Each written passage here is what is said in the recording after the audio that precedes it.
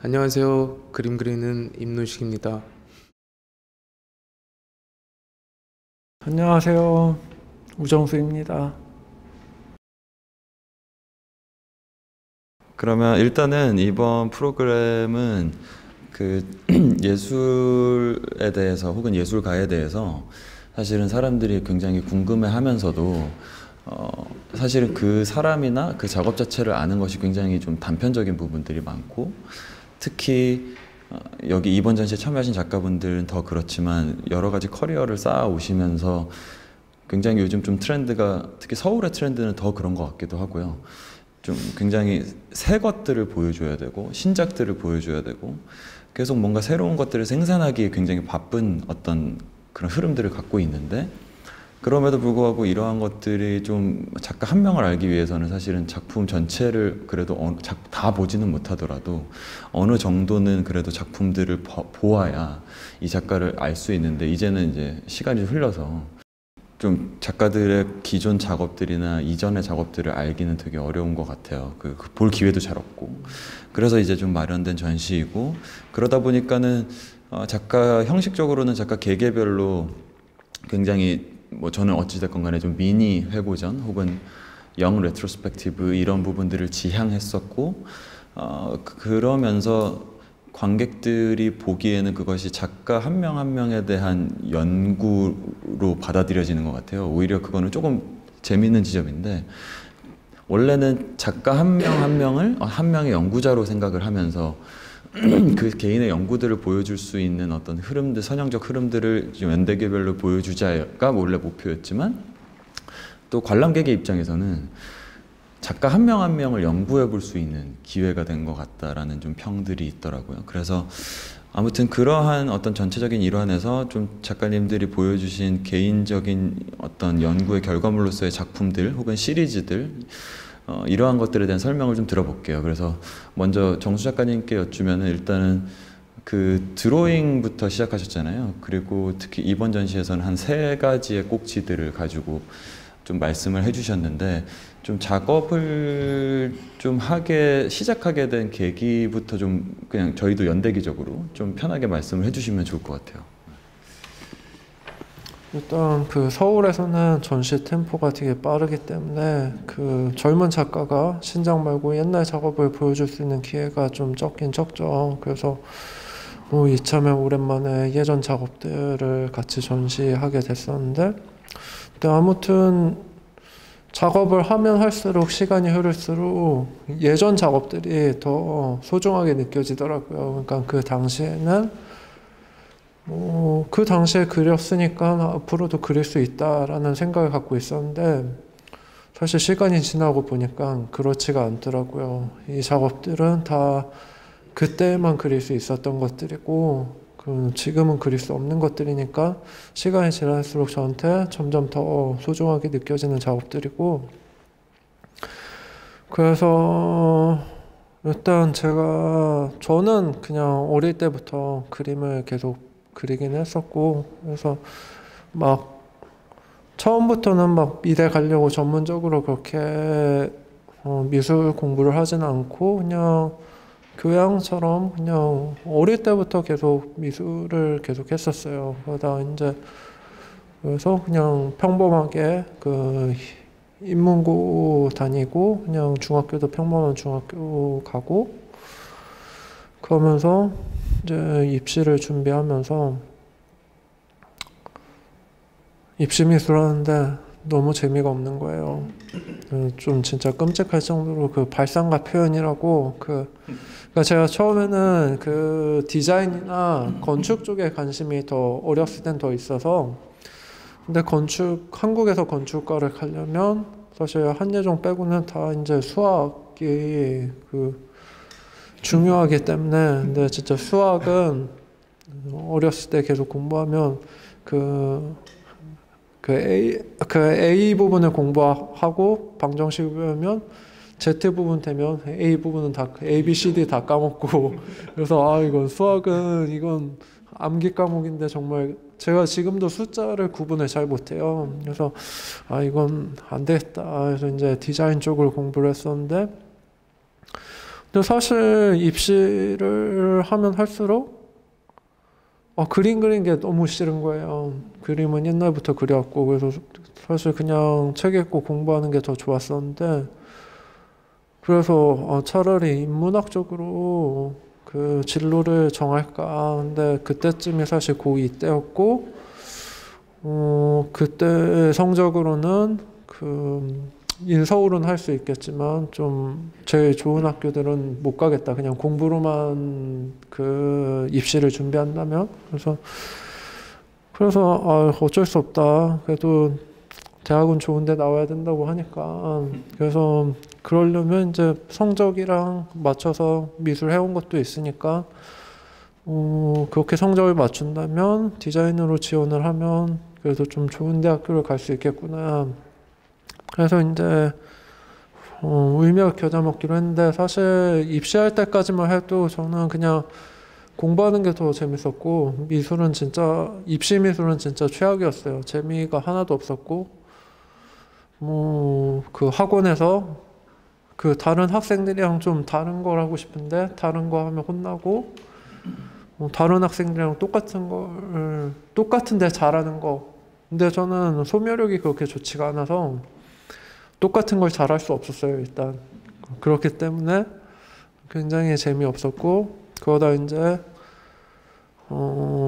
그 서울대 디자인과 수시를 했다가 수시가 안 돼서 재수를 생각을 했는데, 그때 서울대 입시 조건에 그 포트폴리오를 준비를 했었어야 되는데, 포트폴리오를 이제 그게 그 한예종 입시랑 비슷한 지점이 있어요. 그 포트폴리오에서. 그래서 사실 제가 고등학교 때까지 한예종을 몰랐다가 그러면서 이제 재수를 준비할 때 그때 포트폴리오를 준비했던 선생님이 그 캐스팅을 해서 그 학원으로 가게 됐죠. 근데 그 학원이 한예종 전문 학원이었던 거죠. 그래서 처음으로 이제 한예종 입시 준비를 해봤는데 처음으로 딱 그리고 싶은 거 그리라고 하니까 엄청 재밌는 거예요. 그 전까지는 그림을 그렸어도 내가 그리고 싶은 걸 그린 적이 한 번도 없었는데 그렇게 그림 그리는 게 너무 재밌는 일이구나. 그래서 디자인 말고 순수 미술을 해야겠다. 그래서 결심을 하고 한예종 준비를 해서 학교를 다니게 됐죠. 학교를 다니면서 너무 재밌는 거예요. 그래서 사실 제가 아무래도 환경이 인문고를 다니다 보니까 미술에 대해서 사실 아는 것도 별로 없었고 그냥 시키는 대로만 입시 미술을 하다가 학교에서 재밌는 것들 배우면서 작업을 하니까 굉장히 즐겁게 지냈죠. 그러다 이제 졸업할 때쯤 이제 큰일이 났구나. 이제 20대 대학원 때까지는 몰랐어요. 그냥 약간 상아탑처럼 그 학교 내에서만, 그러니까 그 학교 내에서 좋은 작업, 그 동료들과 선생님들이 좋아하는 그 한정된 시선 속에서만 이렇게 공부를 해왔으니까 그게 좋은 건 줄 알았는데 사실 이제 밖에서 처음 개인전을 했을 때는 그 시각 자체가 엄청 다양했던 거죠. 그러니까 제가 있었던 곳에서 되게 쿨하고 막 재밌었던 것들이 외부에서 봤을 땐 되게 무서운 이미지이고, 그리고 외부에서 한예종 작가들은 되게 무서운 이미지를 많이 쓴다. 약간 그런 거 처음에는 몰랐는데 실제로 전시하고 반응을 보니까 이게 내가 이야기하려고 한 건 그런 게 아닌데 이게 오해가 발생이 되는구나. 약간 그런 거에 처음 충격받은 것도 있고, 그리고 20대 후반이니까 이제 졸업을 하면 이제 그거를 진로를 당연히 그냥 작가 할 생각을 했는데 먹고 살 거를 당연히 됐다고 생각한 것도 참 바보 같은 거였는데 그냥 학교 다니면서 열심히 하면 뭐 어련히 살겠지, 작가가 되면서 생계가 뭐 대충 해결되겠지 이랬는데 되게 암담한 거죠. 그 20대 후반에. 그리고 또 그때가 또 아홉수잖아요.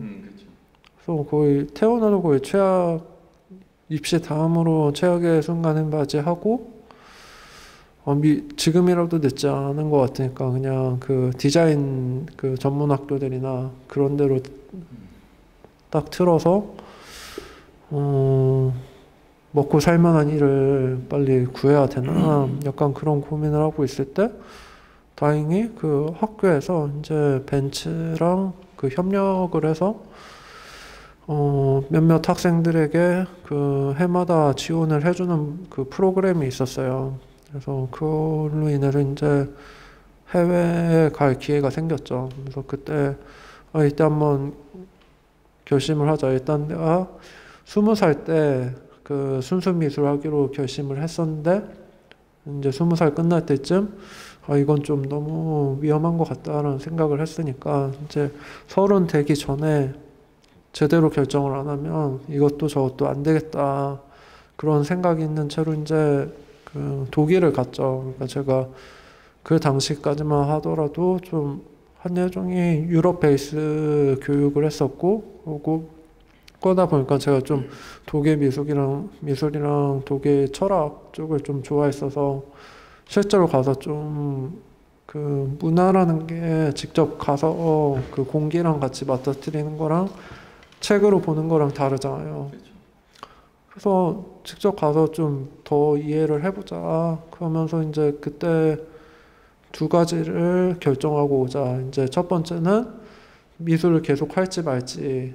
그리고 2번째는 미술을 한다면 한국 말고 해외에서 활동을 할지 말지. 그러니까 2번째는 이제 유학을 전제로 하는 거였죠. 그러니까 그래서 일단 그러고 이제 거기서 유학생활하는 친구가 한국에 한 2달 동안 가서 그 친구 집에서 고양이 봐주면서 2달 동안 그냥 좀 쉬면서 있었어요. 그러면서 이제 산책하고 청소하고 고양이 밥 주고. 근데 되게 오랜만에 그렇게 일상에만 집중하다 보니까 막 설거지하고 청소하는데 그게 너무 행복한 거예요. 그래서 약간 작업 같은 진로나 막 작업에 대한 생각 없이 그런데 뭔가 왠지 모르게 되게 외로운 것들이 계속 있었는데 그러다 어느 날 이제 산책을 하다가 오랜만에 전시를 봐야겠다.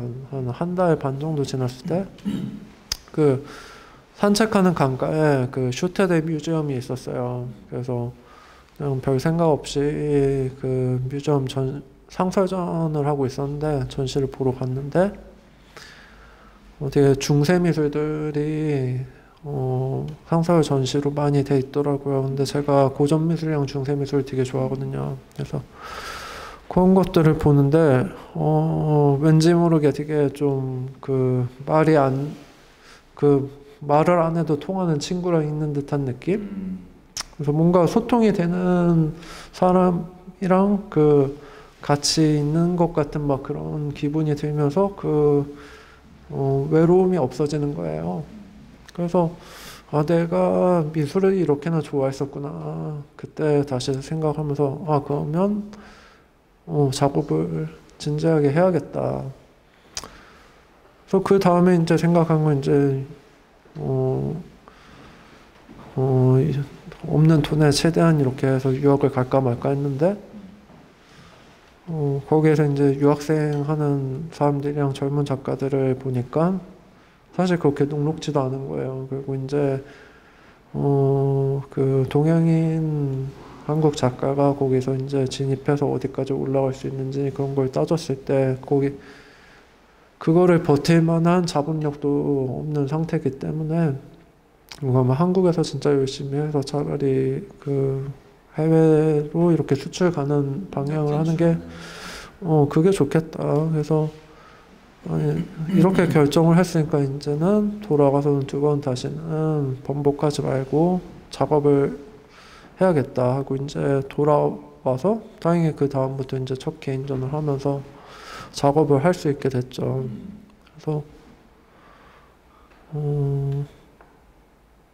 그래서 첫 개인전을 했을 때는 아까 얘기했듯이 좀 충격적이었죠. 그러니까 반응이 나는 이런 사회적인 불안함이나 그런 그 구조상의 부조리함 같은 것들을 좀 이야기하고 싶었는데, 그래서 그 레퍼런스로 그 서브컬처 문화들에 있는 그런 누아르 영화라던가 아니면 공포 영화 속에 있는 그런 사회적인 잠재되어 있는 그 사회적인 불안함이라던가 그런 부조리한 공기 같은 것들을 좀 보여주고 싶었던 건데, 사람들은 거기서 공포스러움을 먼저 느끼게 되는 거죠. 그 사람들 표정, 놀란 사람들 표정이나 막 그런 행동 속에서. 그래서 이거는 내가 의도했던 것들이랑 방향이 다르구나. 그러고 그게 그 학교에 있을 때 보는 시선이랑 외부 시선이랑 확실히 다르구나. 그래서 그 다음부터는 그런 거를 계속 염두에 가면서 그 다음 전시회는 그렇다면 그 사람 도상을 빼서 다른 도상들로 그런 상황을 만들어서 이야기를 하면 사람들이 어떻게 받아들일까.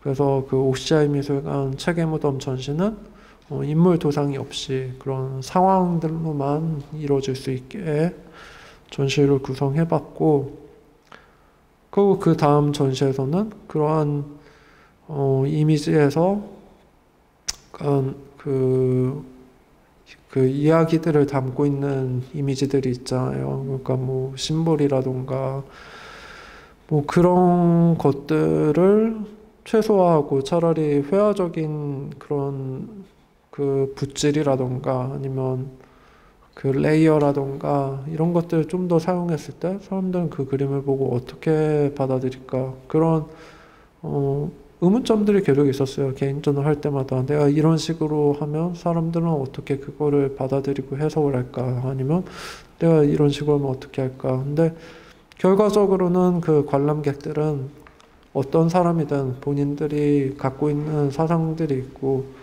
그 살아온 환경들도 다 다르고 그리고 삶의 태도들이 다 다르기 때문에 같은 이미지를 보더라도 받아들이는 것과 해석하는 것들이 다 다양한 거죠. 본인들이 느끼는 것들이 다 다르니까. 그렇다면 내가 작업으로 그 이야기를 할 때 이 이야기를 무조건 명확하게 전달을 하려고 그 외에 회화적인 요소라던가 더 다른 그림이란 거에 다양한 장치들이 들어가잖아요.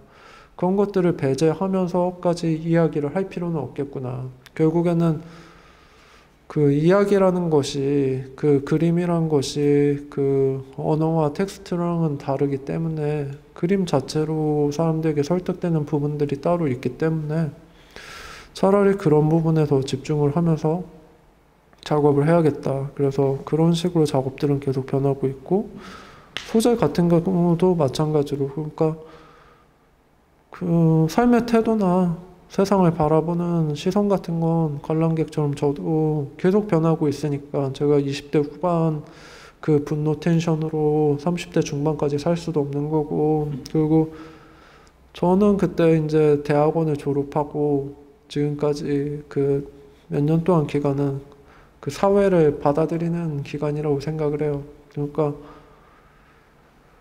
한국에서는 이제 10대 때 학교를 다니면 다 사회에 대해서는 사실 모르잖아요. 그냥 다 간접적으로 세상은 이럴 것이다. 그리고 대학교 가고 대학원 갈 때도 세상은 이런 건데 작업은 이렇게 하는 거다. 작가는 그런 것이다. 뭐 이런 식으로 하지, 내가 직접적으로 진짜 세상은 뭔지 그냥 지나가면서 보이기만 하고 다 어느 기간 속에서만 간접적으로 체험했던 거죠. 근데 실상 받아보면 그렇게 이상적이지도 않고 군중이란 것들도 마찬가지고 계속 시시각각 변하는 거고 한정적인 그런 개념 속에서 머물러 있는 것이 아니기 때문에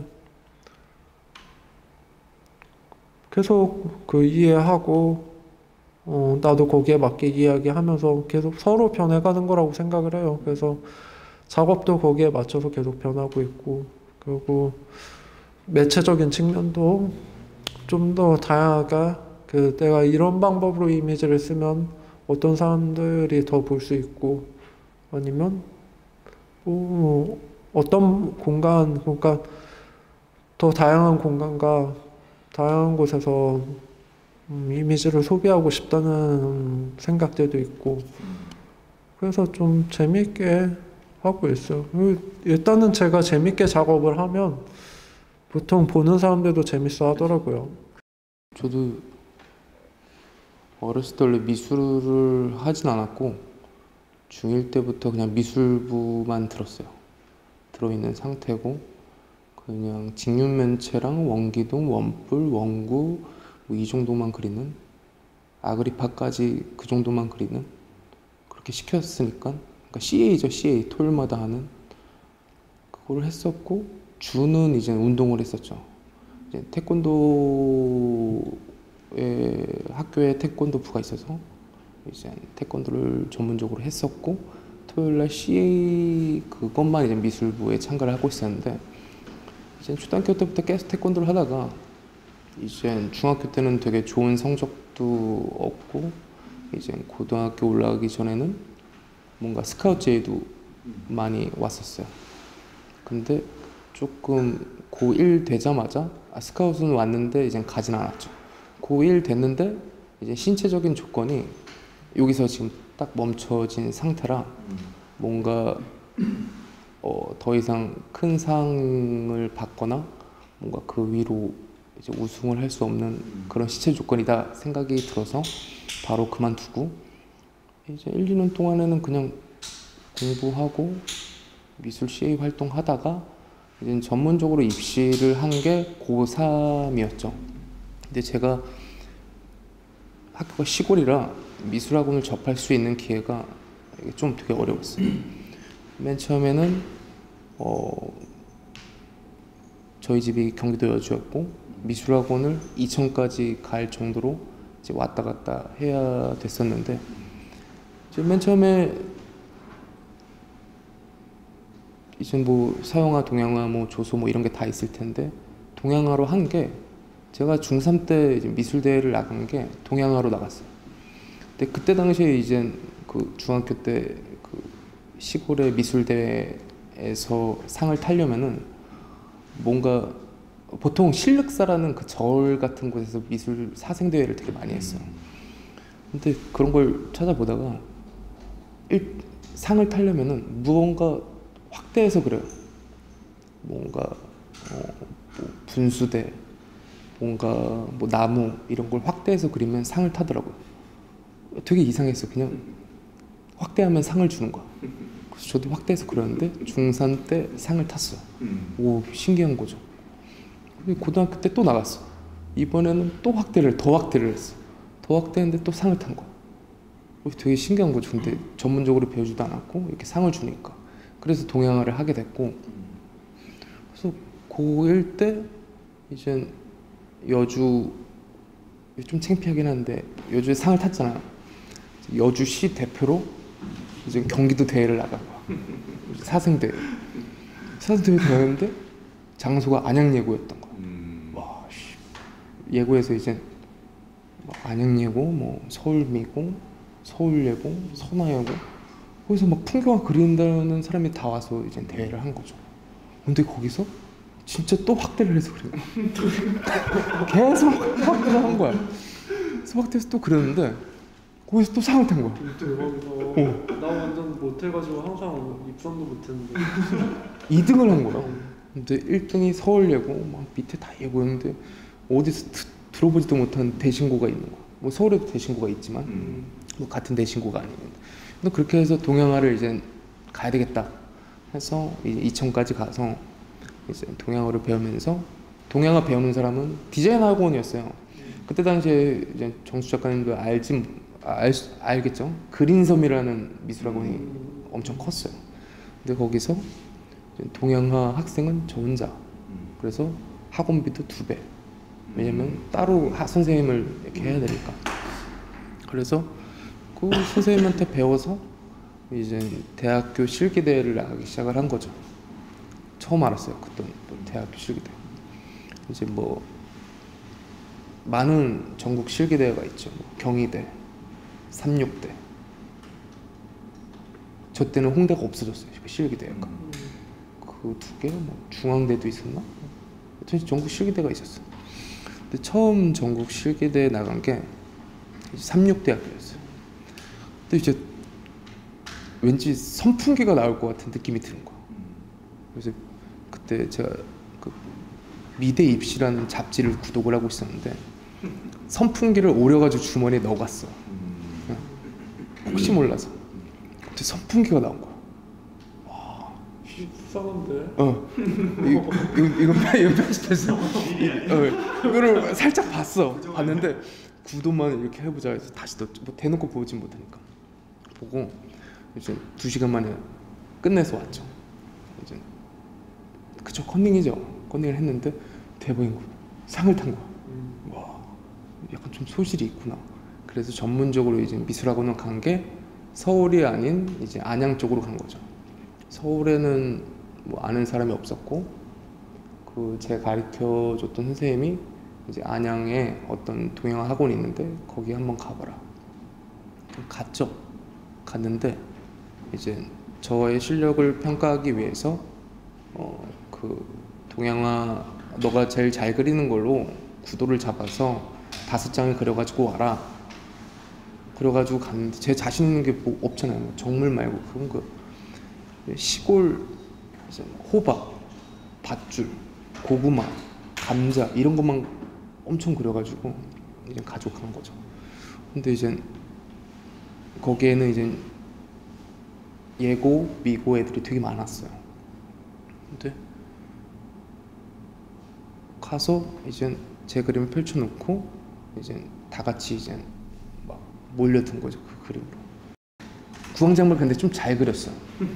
약간 기계적인 거 말고 그냥 자연물 같은 거를 좀 그려서 사람들이 되게 좋아했고 그때부터 이제 시작이 된 거죠. 동양을 하고 이제 그때 성적이 안 좋아서 성적에 맞춰 쓰는데 이제 처음 간 대학교가 이제 추계예술 대학교였어요. 추계예술 대학교를 이제 저는 계속 다닐 줄 알고 열심히 했고 그러다가 친구가 잠깐 왔는데 같이 이제 반수를 한번 해보자. 그래서 반수를 하게 됐고 이제 이건 TMI이긴 하지만 농어촌 전형이 있는 거예요. 그래서 그걸 이용해보자. 근데 이게 평균 3등급만 맞으면 홍대를 들어갈 수 있다는 거야. 기회잖아. 실기 안 보고? 실기는 보고. 근데 이제 조건이 실기 농어촌 테이블이 따로 있어. 실기 볼 때 농어촌 애들만 딱 농어촌인 거 알아.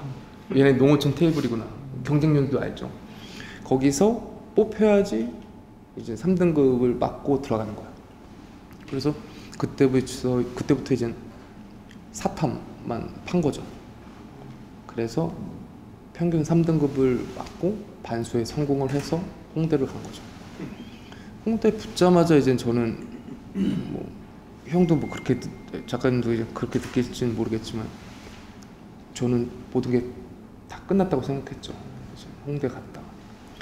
시골에는 이제 버스 타고 오면은 이제 홍대 붙었다고 플랜카드가 진짜 한 6개 붙은 것 같아. 뭐 임수영의 뭐 임노식, 막 경충 막 이렇게 막 다. 그래서 난 이제 성공했다. 이제는 뭐 살아남겠다. 막 그렇게 했는데 이제 해가 거듭할수록 이제 막막해지는 거죠. 이제 처음에는 이제 산수화를 계속 하다가 이제 약간 조금 실력이 약간 좀 안 되겠다. 약간 바로 포기를 했죠. 대학교 3학년 때. 주변에서 어떤 친한 선생님이 있는데 그 선생님은 예종을 가든지 유학을 가라. 그래서 예종을 준비를 했었죠. 그때부터 이제 그림 스타일을 바꿨어요. 원래는 그때까지 이제 뭐 연필이나 먹으로 저렇게 소 드로잉처럼 먹으로만 그렸고 그렇게 했었는데 예종을 가려면 그렇게 하면 떨어질 것 같은 느낌이 드는 거죠. 그래서 그때부터 이제 붓터치나 뭐 그리기 기법 이런 게 전부 다 이제 서양화식으로 이제 다 바꿔서 이제 작업을 한 거죠. 재료만 동양화였지 그리는 방식이나 모든 표현 방법들이 서양화 작업이랑 거의 흡사했어요.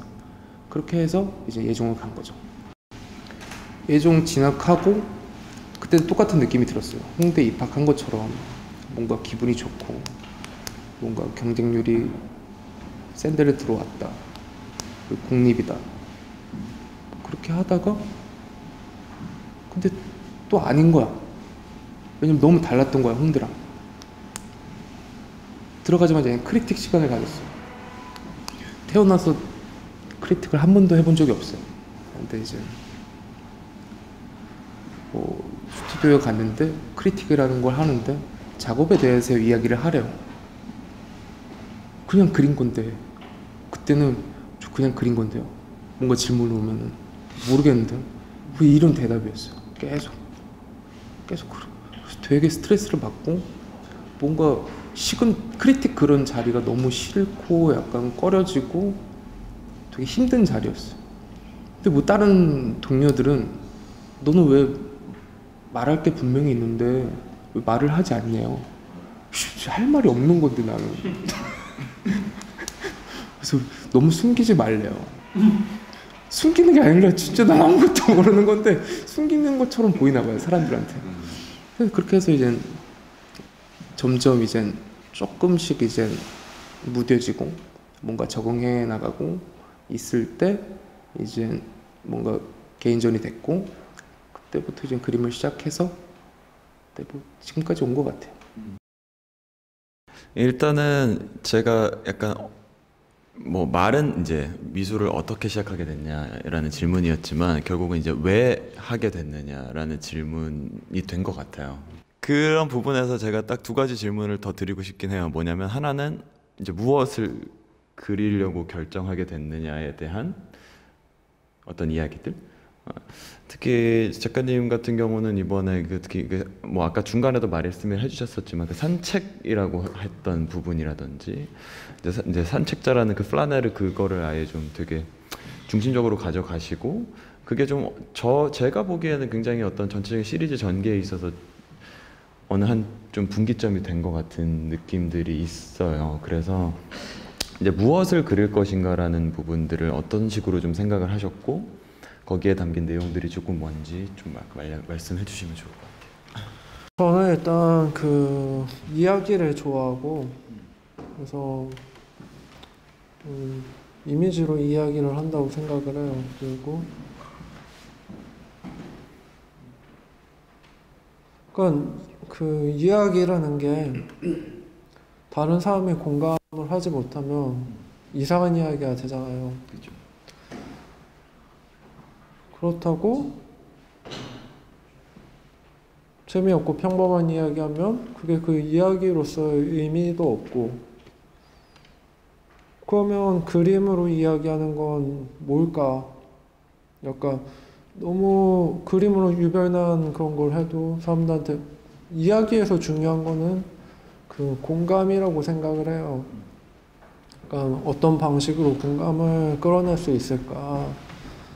그래서 그런 고민을 가지고 그릴 대상을 생각을 하는데 그 산책자 개념을 가지고 왔었던 거는 그 당시 좀 그림에 변곡점이 생길 것 같은데 그 이전까지는 그냥 단순히 이제 사회적인 현상이나 아니면 그러한 불안한 요소들을 이야기를 했다면 그때쯤이면 이제 그 앞으로는 그런 식의 이야기는 별로 할 것 같지가 않은 거예요. 그게 메인 테마가 돼서.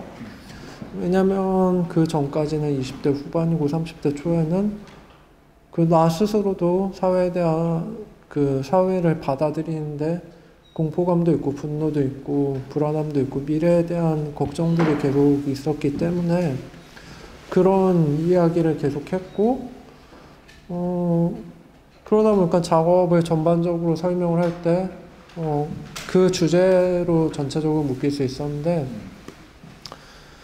산책자 개념을 갖고 온 건 아마 2018년부터였는데 그때는 일단 작업을 할 때 그 그림에서 이미지가 표면으로 그러니까 드러나는 작업을 말이 꼬였다. 이거 편집 좀 해주시고요. 그리고 웃을 못하지? 편히 말씀해 주시면 돼요.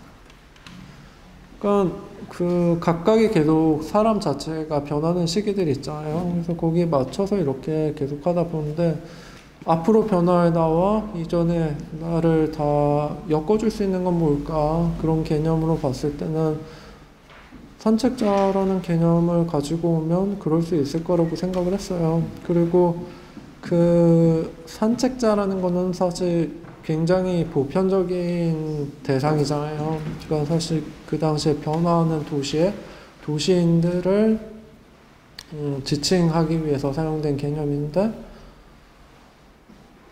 그런 보편성에서 어떤 것을 어떻게 그리느냐에 따라서 차별성을 가질 수 있다라고 생각을 했었어요. 그래서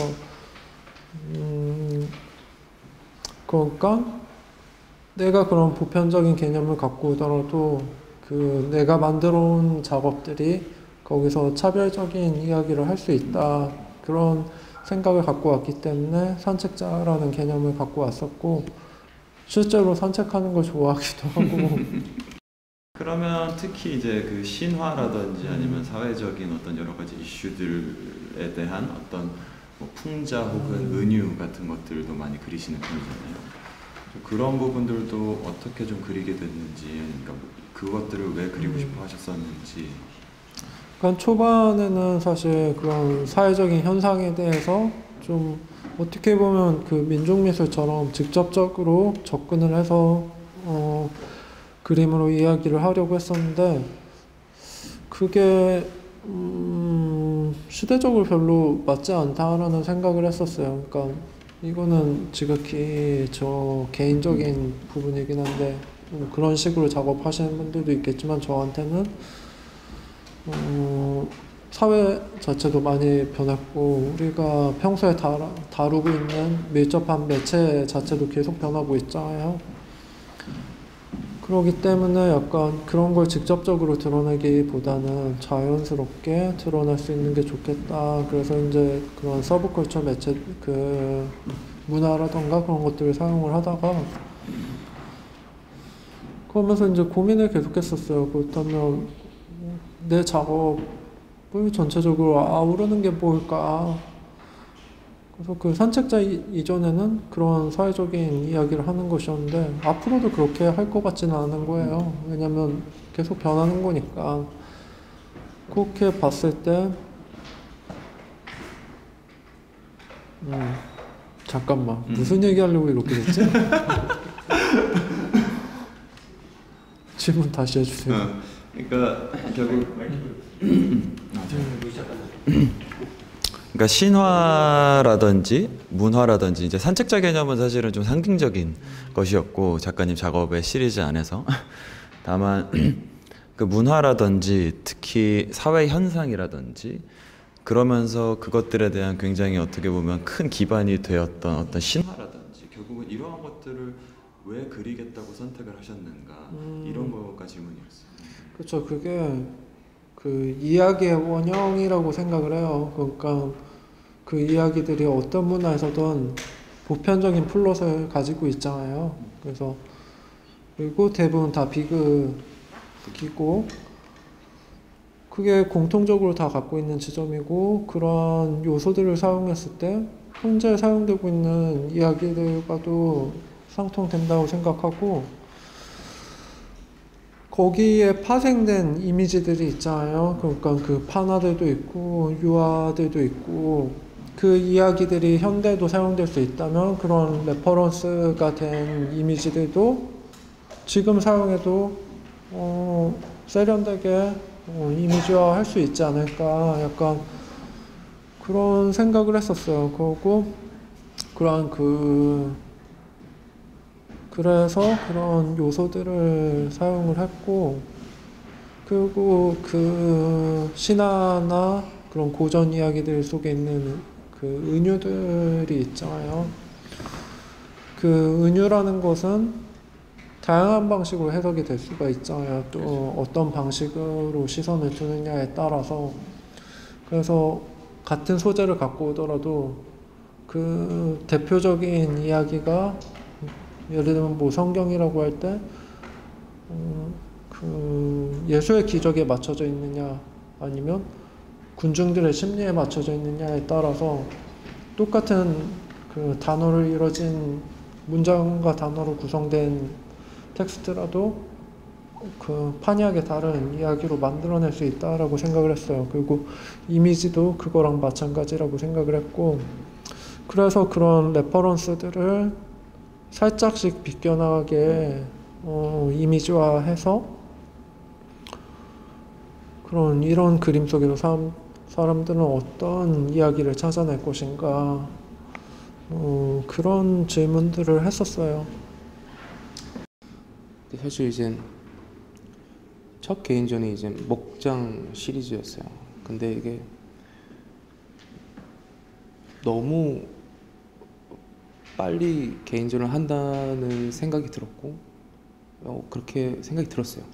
왜냐면 그 전까지 제가 이게 모아놓은 뭐 리서치 자료들이 소밖에 없었어요. 왜냐면 대학 시절에 소밖에 안 그렸어요. 계속 소 드로잉, 소로 관련된 뭔가 사건 그거 가지고 했어요. 근데 이제 그거 가지고 이제 첫 개인전을 준비를 해야 되는데, 이게 그때 당시에는 뭔가 표면적인 실험 이런 게 거의 없었어요. 작업하는 과정은 뭔가 이제 드로잉을 거의 차용하지 않았고, 100% 공간 사진을 촬영을 해서 작업실로 가지고 와서 이제 작업을 했거든요. 그래서 그때 당시에는 표면적인 실험 이런 거보다는 내용적으로 되게 기울어졌던 전시였던 것 같아요. 뭔가 이제 나는 시골 출신이고 목장이고 거기서 일어나는 사소한 사건, 지극히 사적인 경험 이런 것들을 통해서 이제 뭔가 공간에 되새기면서 그 의미를 찾아가면서 이제 작업을 했었고, 그래서 OCI 전시가 끝나고 시작할 때부터 오프닝 때부터 그냥 이제 조금 힘들었어요. 왜냐면 들리는 이야기가 귀에 막 있는 거지. 오프닝 자리에서도 그냥 막 들리는 거야, 귀 속에. 약간 안쪽 내 앞에서도 아니야. 그냥 옆에서 그냥 다 들려요. 나보고 얼른 가래. 너 얘기 좀 하게. 그런 사람도 있었고. 이거 너무 괴로웠어요. 친구들이 나쁜 친구들이네. 진짜. 두 번째 본 사람이 그렇게 했어. 나쁜 관람객이었네. 근데 그 사람 지금 뭐 하고 있는지 모르겠는데 아무튼 그렇게 했어요. 약간 지금은 좋은 기억이었지만은 그때 당시에는 너무 이제 목장과 소를 이제 빨리 벗어나고 싶었죠. 그래서 또 말도 안 되는 또 전시를 빨리 하려고 했어요. 말이 안 됐어요. 바로 다음 해 합정지구에서 전시를 했죠. 그때도 이제 바로 1년 만에 하는 거라, 이제 예를 들어 자동차도 이제 페이스리프트를 거의 7년 단위로 하더라고요. 보통 그 주기로 이제 디자인을 바꾸거나 뭔가 내부 실내 인테리어도 막 바꾸고 그러잖아요. 근데 그렇게 확 안 바뀌어요. 되게 천천히 약간 그걸 약간 뼈대를 유지하면서 바뀌는데, 저는 그런 거 필요 없이 완전 다른 차를 만들어 버리려고 하는 그런 전시를 만들었었어요. 근데 그럴 수밖에 없었어요. 왜냐면 너무 스트레스 받아. 누구 소개하면은 그냥 얘는 소 그리는 작가야, 얘는 소 작가야, 막 이런 식으로 소개를 하니까 그게 너무 싫었었죠.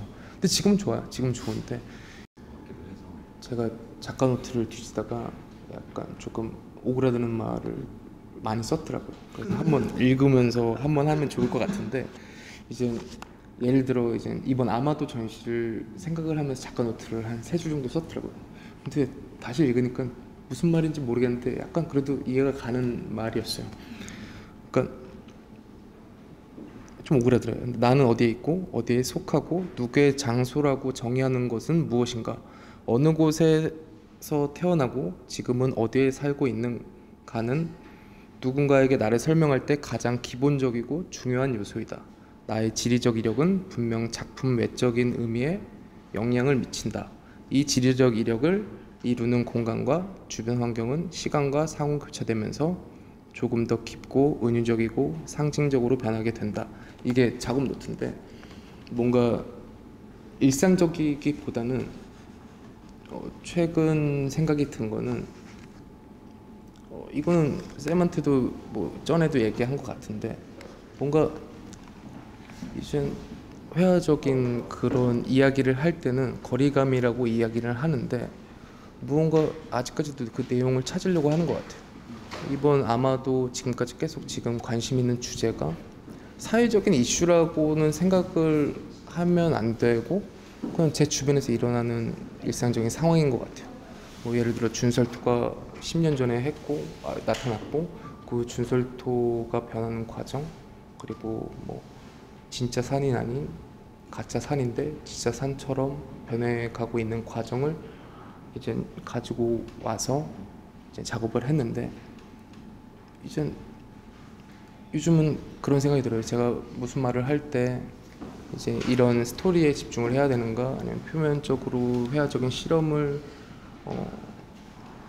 하는 과정에 대해서 이 거리감이라는 거를 집중하면서 얘기를 해야 되는가, 이게 빈도수를 잘 조절하면서 얘기하면 좋겠는데 이게 잘 안 되고 있는 상태인 것 같아요.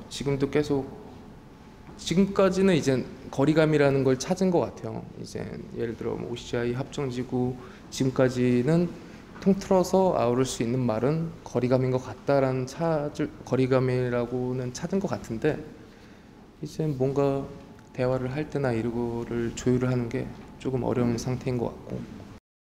말씀해주신 그 작가 노트에 대한 것들이 거의 그러니까 제 개인적인 질문도 그렇고 아마 이 작품을 보시는 관람객들도 그 대답을 들으면 아마 그게 왜 이 작가는 이런 걸 그리는, 임노식 작가는 이러한 풍경들을 그리는구나 라는 걸 알 수 있을 것 같고, 풍경을 통해서 이제 스스로를 정의하는 방식이나 좀 스스로에 대한 고민을 풍경으로 해소하거나 라고 느껴지는 부분들이 있는 것 같아요. 아마 작가님의 작가 노트에서는.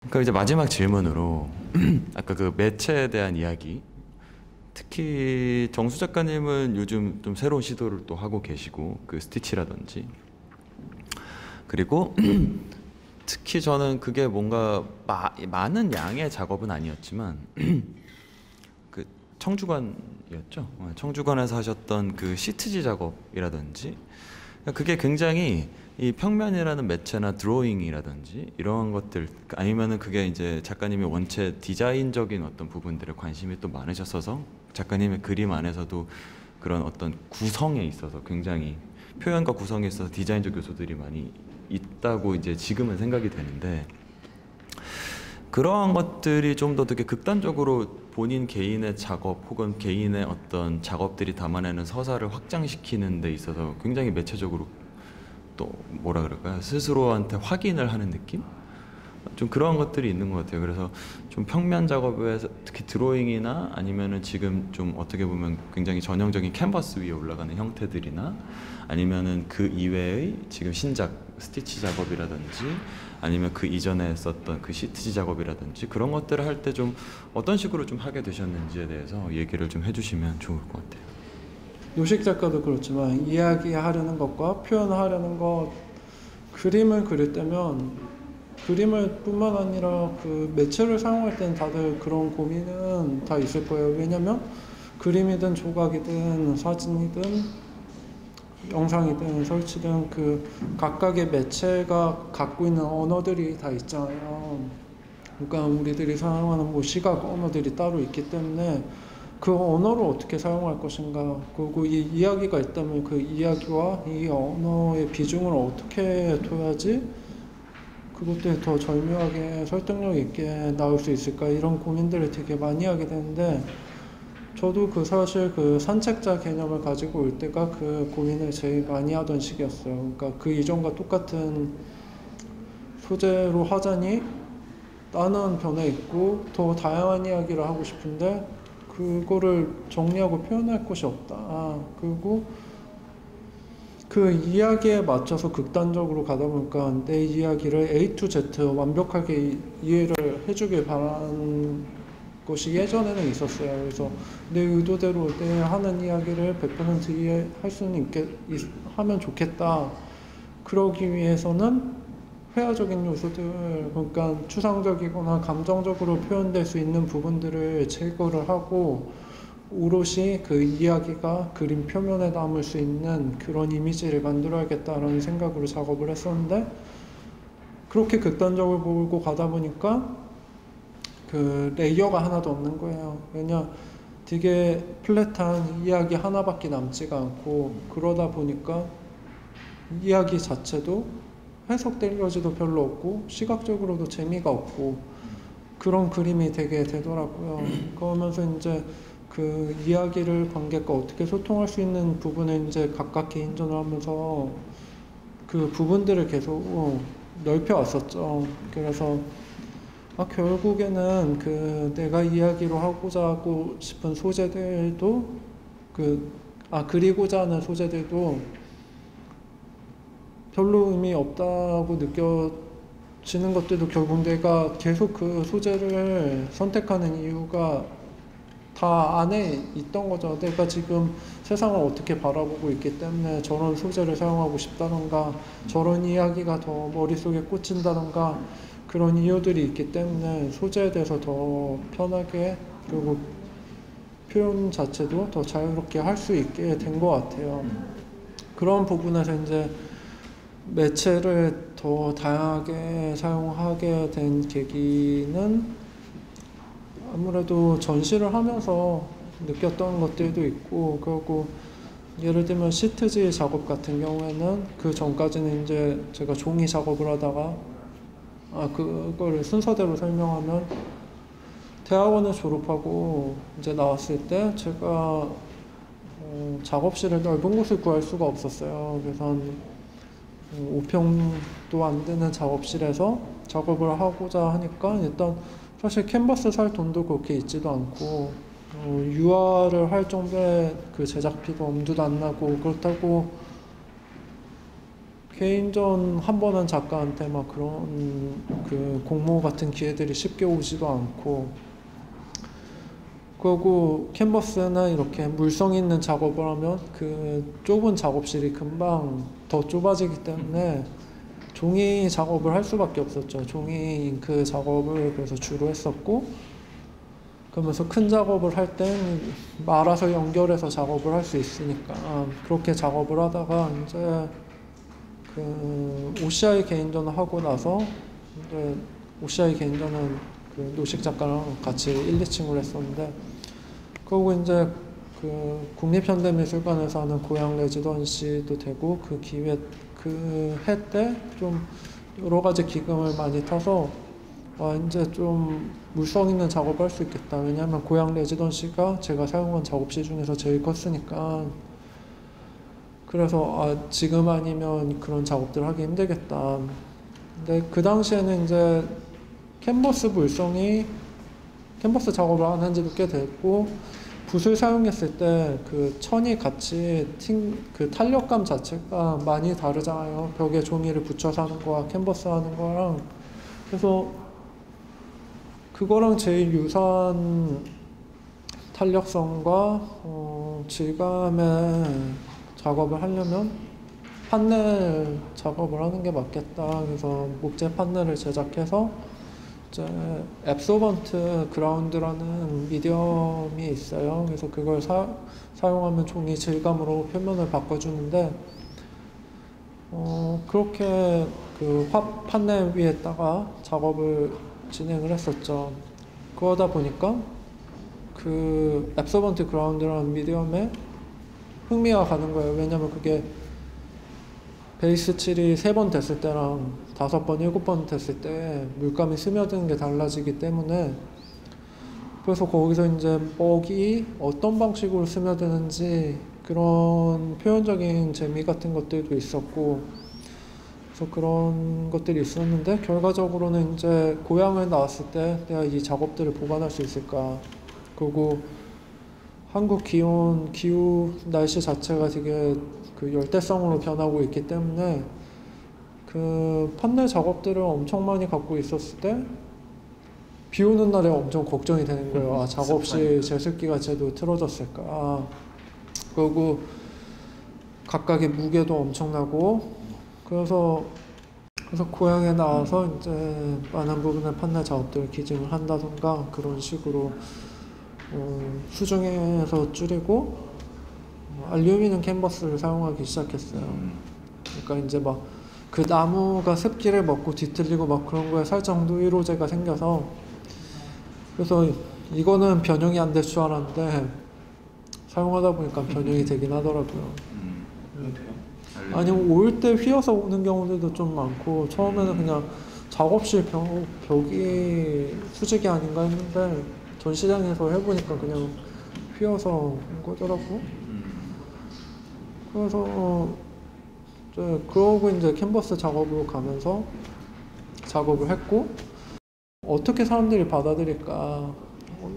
그 작가가 작업을 하는 건 결국 보여주기 위해서 하는 거기 때문에 그 반응들에 대해서 항상 궁금함이 있잖아요. 그리고 내가 어떤 이야기를 했을 때 그 청자가 어떻게 받아들이는지는 항상 의식하는 거고 궁금하기 때문에 그런 거를 시험해 볼 수 있었는데 그런 순차들이 지나가면서 좀 그런 생각이 있었죠. 아, 내가 생각하고 추구한 것이 아무리 내 작업 안에서라도 이게 답이 될 수는 없구나.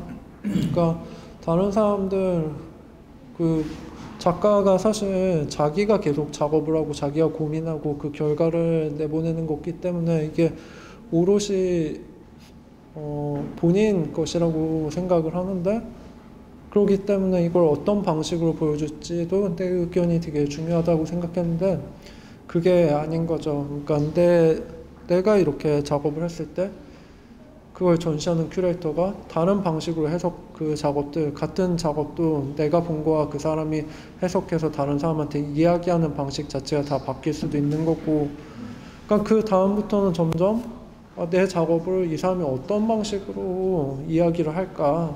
내 작업이 그러니까 나한테는 소재가 단어라면 그 사람한테는 내 작업이 단어고 본인 전시가 문장인 거잖아요. 텍스트인 거잖아요. 그러니까 그런 것들이 점점 더 재밌어지기 시작한 거예요. 그래서 이제 그런 부분에서 되게 열려있게 접근을 하게 돼서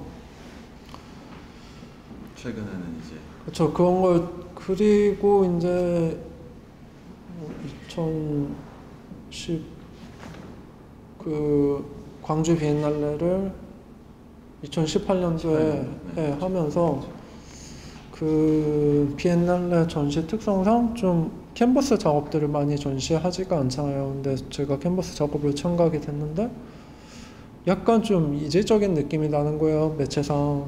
그래서 내가 좀 더 내 작업들이 더 다양하게 해석되려면 이렇게 캔버스랑 이 벽에 붙어있는 형태로만 존재하면 어쩔 수 없이 한정적으로 사용될 수도 한정적일 수밖에 없겠다 그런 생각을 했어요. 그리고 최근에 그 뉴욕에서 전시할 때도 그 별로 큰 공간이 아니었는데도 운송비만 800이 넘게 나왔거든요. 그러니까 이런 식으로 하면 내 작업이 뭐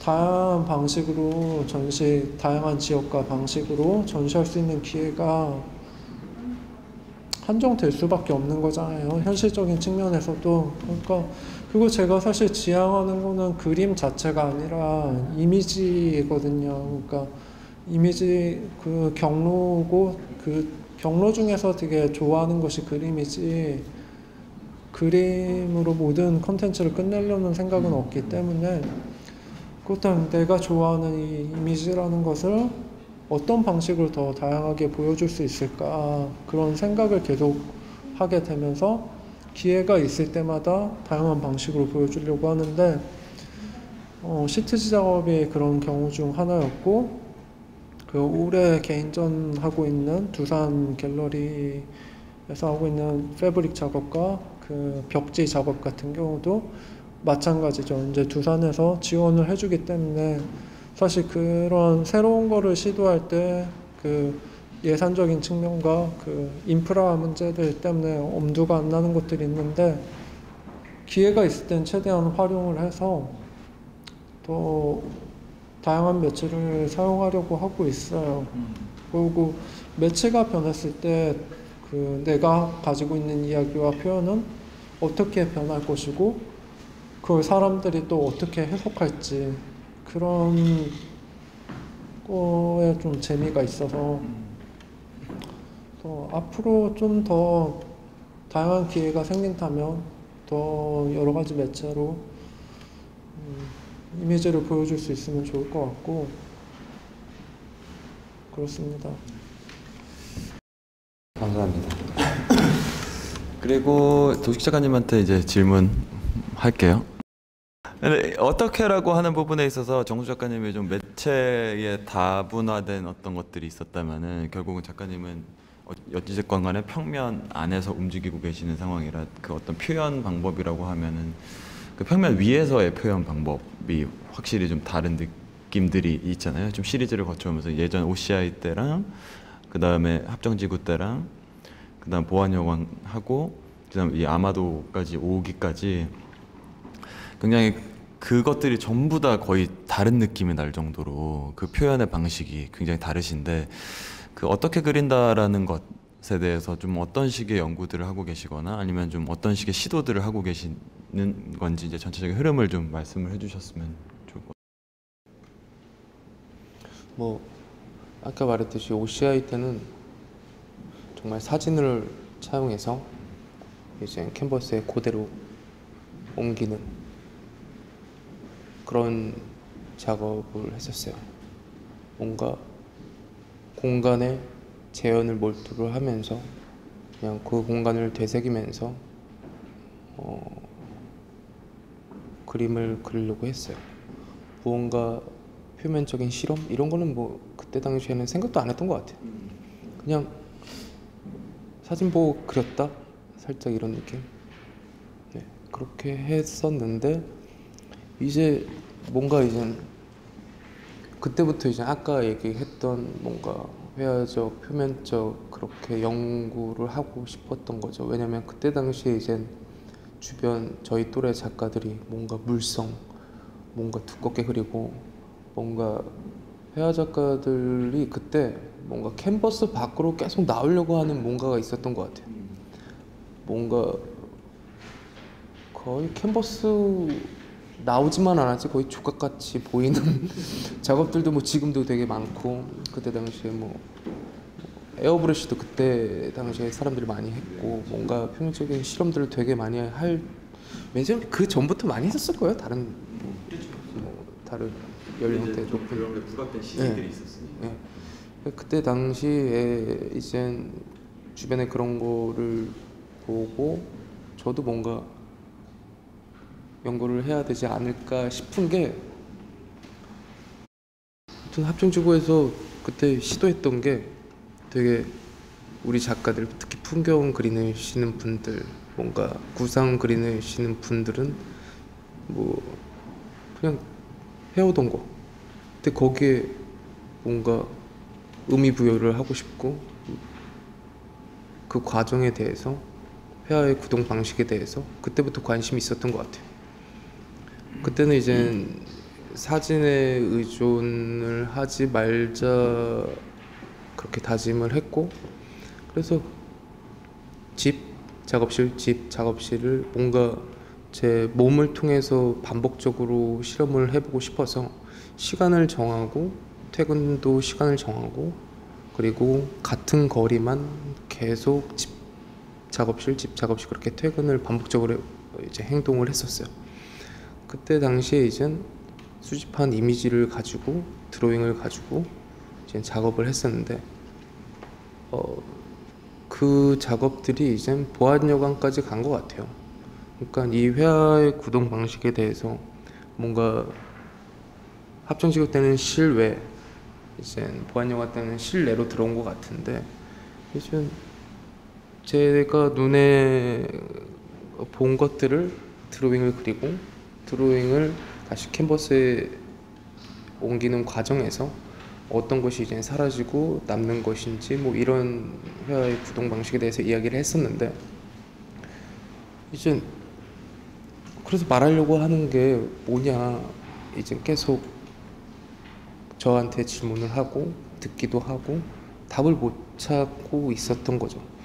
근데 이제 최근에 이제 아까도 말했듯이 이제 아우러서 이제 말할 수 있는 게 거리감이라는 걸 찾았고, 그 거리감으로 이제 뭔가 이제 아마도 예술 공간에서 전시할 때는 이제 수집하는 그런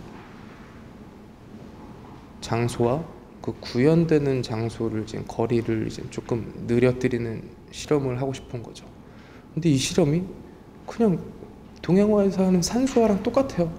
사생이랑 똑같은 거죠. 이제 만약에 설악산 산수를 한다. 그럼 산수화에서 작업실 와서 크게 그리는 거, 이거랑 거의 흡사하다고 보면 되는데, 뭔가 흡사한 것 같은데 저는 다르다고 생각을 하는데, 그거를 지금 말로는 아직 정리가 안 되어 있는 상태인 것 같아요. 이제 뭔가 이제 계속 바뀌는 것 같아요. 표면적인 걸 이야기를 해야 되는데 심리적 그리고 뭐 물질적 이런 게 되게 생활 밀착형 그렇게 작업을 했었던 게 이젠 OCI 때였던 것 같고, 이젠 그거랑 이제 조금 느려뜨리는 시기가 지금까지 온 것 같아요. 합정지구 때부터 지금까지. 그럼 이제까지 그 우정수 작가님이랑 그 임노식 작가님께서 본인의 작업을 어떻게 시작하게 됐는지, 그리고 무엇을 결국은 왜 그리게 됐는지, 그리고 그것을 어떻게 표현하게 됐는지까지에 대해서 이야기를 들어봤습니다. 자, 그러면 그냥 인사하고 마칠게요, 일단. 네, 오늘 얘기 말씀 많이 해주셔가지고 너무 감사합니다. 네, 감사합니다.